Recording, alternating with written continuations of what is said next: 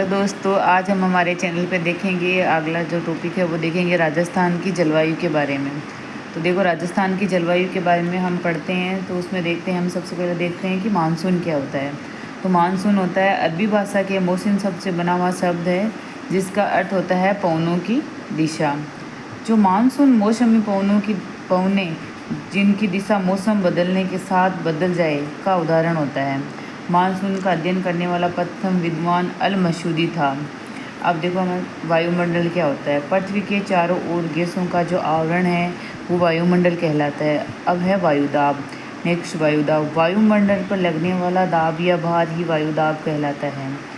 Next है निम्न वायुदाब। निम्न वायुदाब क्या होता है। जहाँ तापमान अधिक होगा वहाँ वायु गर्म होकर ऊपर उठेगी और निम्न वायुदाब बनेगा। और ग्रीष्म ऋतु में राजस्थान के उत्तर पश्चिम क्षेत्र में कम वायुदाब रहता है क्योंकि वहाँ पर तापमान अधिक रहता है। इस वजह से उच्च वायुदाब। कम तापमान वाले क्षेत्र जहाँ वायु ठंडी होती है वहाँ पर उच्च वायुदाब होता है। हवाएं हमेशा उच्च दाब से निम्न वायुदाब की ओर चलती है। अगला है हमारा टॉपिक मौसम। मौसम क्या होता है। वायुमंडल में अल्पकालीन जो परिवर्तन होते हैं वो मौसम कहलाते हैं। और ऋतुएं क्या होती है। कुछ माह का वायुमंडलीय परिवर्तन ऋतुएं होती है। अब है जलवायु क्या होती है। 30 वर्ष से अधिक समयावधि की वायुमंडलीय दशा ही जलवायु कहलाती है। नेक्स्ट है राजस्थान का जो अधिकांश भाग है वो उपोष्ण कटिबंध में आता है, अर्थात कर्क रेखा के कारण डूंगरपुर बांसवाड़ा उष्ण कटिबंध में है। राजस्थान के तापमान में अतिशयता व विविधता पाई जाती है, अर्थात जो तापमान होता है उसके अंदर विभिन्नताएं पाई जाती है। राजस्थान की जो जलवायु होती है उसको प्रभावित करने वाले कारक कौन कौन से हैं। तो सबसे पहले जो कारक है होता है अक्षांशीय स्थिति।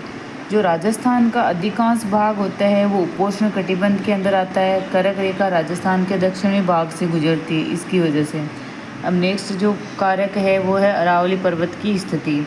जो अरब सागर से आने वाली मानसूनी पवनें अरावली के समांतर होने के कारण मानसूनी पवनें बिना वर्षा किए उत्तरी भाग में आगे बढ़ जाती है, जबकि बंगाल की खाड़ी शाखा अरावली से टकराकर राजस्थान के दक्षिणी पूर्वी भाग में सर्वाधिक वर्षा करती है तथा अरावली का पश्चिम भाग वृष्टि छाया प्रदेश कहलाता है, अर्थात थार के मरुस्थल में कम वर्षा होती है। अगला जो कारक है जलवायु को प्रभावित करने वाला समुद्र तल से जो दूरी होती है वो होता है। राजस्थान से अरब सागर की दूरी 400 किलोमीटर होती है और राजस्थान से जो कच्छ की खाड़ी होती है उसकी दूरी होती है 225 किलोमीटर।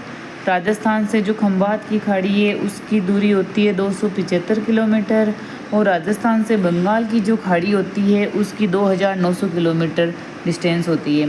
जो राजस्थान की समुद्र तट से जो अधिक दूरी होने के कारण यहाँ की जो जलवायु है वो महाद्वीपीय प्रकार की होती है, अर्थात राजस्थान की जलवायु पर समुद्र की समकारी जलवायु का प्रभाव नहीं पड़ता। हम नेक्स्ट जो कारक है वो है मरुस्थल व पवनों की दिशा। राजस्थान के पश्चिमी भाग में थार का मरुस्थल है जो गर्मियों में अधिक गर्म व सर्दियों में अधिक ठंडा रहता है। अगला पांचवा जो कारक है वो समुद्र तल से जो ऊंचाई होती है वह है। राजस्थान का अधिकांश भाग समुद्र तल से 370 मीटर से भी कम ऊंचा है। धरातल से 165 मीटर की ऊंचाई पर जाने पर 1 सेंटीग्रेड तापमान में कमी व 32 मीटर नीचे जाने पर 1 सेंटीग्रेड तापमान जो होता है वो बढ़ता है। अगला जो कारक छठवां कारक है वो है प्राकृतिक वनस्पति की कमी। जहाँ सघन वनस्पति होगी वहाँ जलवायु में आर्द्रता अधिक होगी और पश्चिमी राजस्थान में प्राकृतिक वनस्पति कम होने के कारण तापमान अधिक व आर्द्रता कम होती है। जो राजस्थान की जो ऋतुएं हैं वो होती है 3 प्रकार की होती है, ग्रीष्म ऋतु, वर्षा ऋतु और शीत ऋतु। जो ग्रीष्म ऋतु होती है वो मार्च से मध्य जून तक होती है। 21 मार्च को सूर्य भूमध्य रेखा से उत्तरायण होता है तथा 21 जून को कर्क रेखा पर लंबवत चमकता है। 21 जून को राजस्थान में सबसे गर्म दिन, सबसे बड़ा दिन व रात छोटी होती है। इस दिन परछाई नहीं बनती, इसलिए नो शेडो जोन भी कहते हैं इस दिन को। 22 दिसंबर को सूर्य की जो किरणें होती है वो मकर रेखा पर सीधी पड़ती है। इस दिन राजस्थान में सबसे लंबी रात व सबसे ठंडा दिन होता है। राजस्थान का जो सबसे गर्म महीना होता है वो जून होता है, सबसे ठंडा महीना जनवरी होता है, सबसे गर्म जिला होता है वो चूरू होता है, सबसे ठंडा जिला होता है वो भी चूरू होता है, सबसे गर्म स्थान फलोदी होता है और सबसे ठंडा स्थान माउंट आबू होता है। सर्वाधिक जो दैनिक तापांतर वाला जिला होता है वो जैसलमेर, न्यूनतम दैनिक तापांतर वाला जिला होता है वो डूंगरपुर होता है। ग्रीष्म ऋतु में दैनिक तापांतर अधिक व वर्षा ऋतु में दैनिक तापांतर न्यूनतम होता है। सर्वाधिक दैनिक तापांतर वाला स्थान चूरू होता है। न्यूनतम दैनिक तापांतर वाला स्थान माउंट आबू होता है। माउंट आबू की उच्चतम ऊंचाई पर होने के कारण वह सर्वाधिक दैनिक तापांतर वाला होता है। सर्वाधिक वार्षिक तापांतर वाला जिला वो चूरू होता है और न्यूनतम वार्षिक तापांतर वाला जिला होता है वो डूंगरपुर होता है। अब वाष्पोत्सर्जन क्या होता है? जल का वाष्प के रूप में बदलना ही वाष्पोत्सर्जन कहलाता है। राजस्थान में वाष्पोत्सर्जन की सर्वाधिक दर वाला जो जिला होता है वो जैसलमेर होता है। वाष्पोत्सर्जन की न्यूनतम दर वाला जिला होता है वो डूंगरपुर होता है। लू क्या कहलाती है? गर्मियों में चलने वाली गर्म व शुष्क हवा होती है वो लू कहलाती है। भभूल्या वायु के भंवर या चक्रवात या संवहनीय हवाएं गर्म होकर हवा का ऊपर उठना जो चक्राकार हो जाती है वही भभूल्या कहलाती है। पूर्वा या पूर्वाई बंगाल की खाड़ी की मानसूनी हवा जो पूर्व से पश्चिम की ओर चलती है वो पूर्वा या पूर्वाई कहलाती है। पछुआ पश्चिमी दिशा से चलने वाली जो हवाएं होती है वो पछुआ कहलाती है। अरडाव भयंकर आवाज़ के साथ जो चलने वाली जो हवा होती है वो अरडाव कहलाती है। राजस्थान में सर्वाधिक जो आंधियाँ होती है वो गंगानगर में आती है 27 दिन तक और सबसे जो कम आंधी आती है वो झालावाड़ में आती है 3 दिन तक। वर्षा ऋतु क्या होती है? मध्य जून से जो सितंबर तक होती है वो वर्षा ऋतु होती है। जून माह में थार मरुस्थल में अधिक तापमान के कारण निम्न वायुदाब क्षेत्र बनता है। हिंद महासागर में जल होने के कारण वहाँ कम तापमान होने से उच्च वायुदाब क्षेत्र बनता है।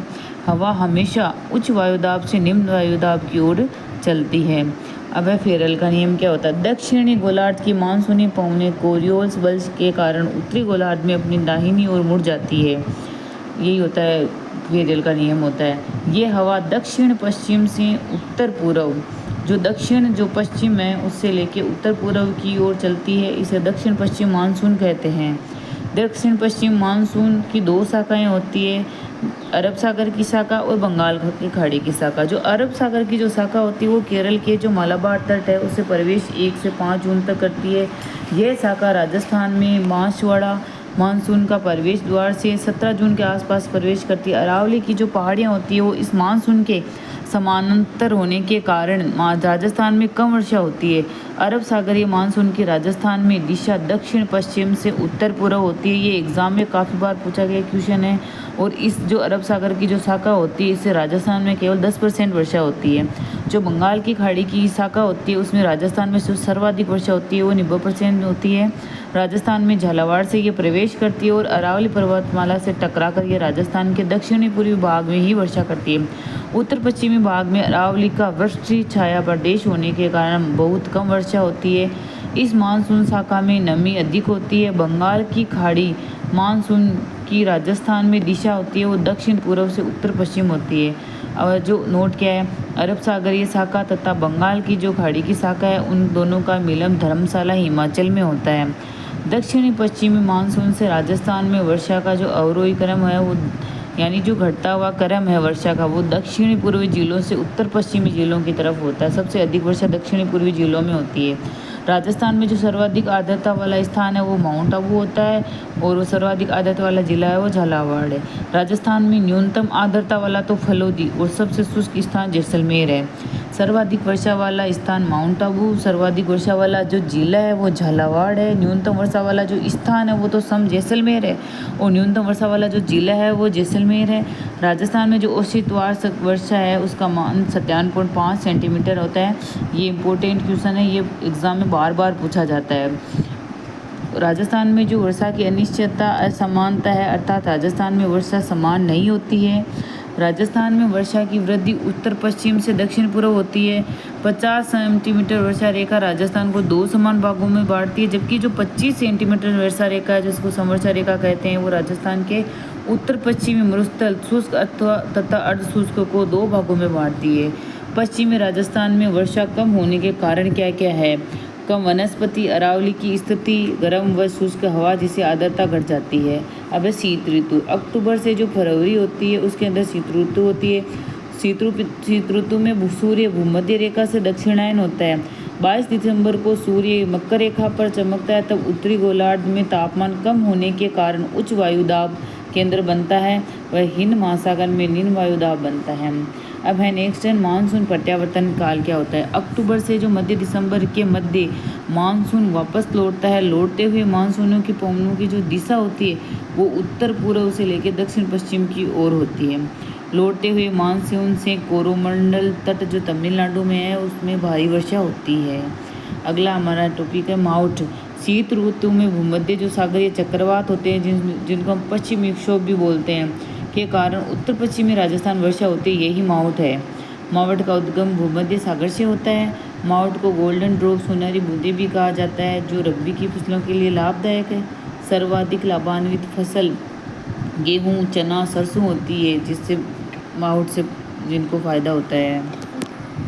अब आगे का टॉपिक हम कल करेंगे। अब आपको हमारा चैनल अच्छा लगा, हमारा टॉपिक अच्छा लगा तो चैनल को सब्सक्राइब, लाइक और शेयर ज़रूर करें। धन्यवाद।